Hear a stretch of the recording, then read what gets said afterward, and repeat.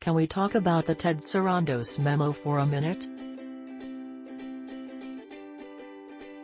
You know, the one obtained by Variety, in which the CEO of Netflix tells his staff that, while he understands many people are quite upset about the many homophobic and transphobic jokes in the Dave Chappelle special The Closer, it doesn't really matter because the show is a hit and Chappelle is I am obsessed with the Sarandos memo. I've read it about 427 times now, and it takes my breath away every time. The first paragraph alone is a masterclass in psycho-villain monologuing. Or rather, how the managers should explain why, exactly, a self-proclaimed inclusive streamer would give Chappelle an enormous platform to insist queer people are too sensitive by doubling down on jokes about bringing back the days of the glory hole and trans women being like Beyond Burgers. That's not blood, that's beet juice, he riffs, and why Netflix would then suspend the trans team member who protested.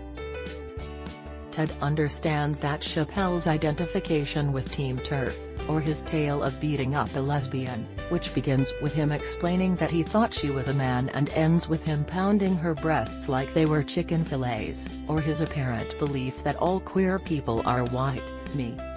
It never feels good when people are hurting, especially our colleagues, he says, like Hannibal Lecter reasonably explaining why he's about to eat you, so I wanted to give you some additional context.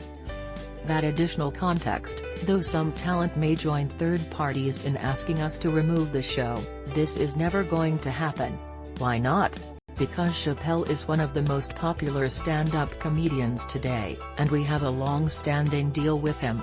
His last special Sticks and Stones, also controversial, is our most watched, stickiest and most award-winning stand-up to date. Subtext: no one's talking about Bridgerton anymore and, with a shrinking market share, Netflix desperately needs a hit. If this line of reasoning sounds vaguely familiar, perhaps you have been watching Facebook whistleblower Frances Haugen explain why that media platform refused to remove dangerous and divisive content from its site, because doing so would slow user and profit growth. Like Facebook CEO Mark Zuckerberg, Sarandos is quick to deploy the force field of freedom.